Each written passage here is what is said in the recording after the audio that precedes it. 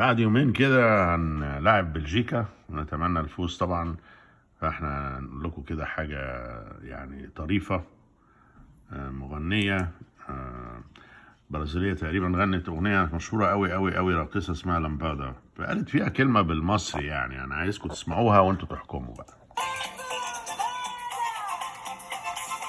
مرة تانية، معلش.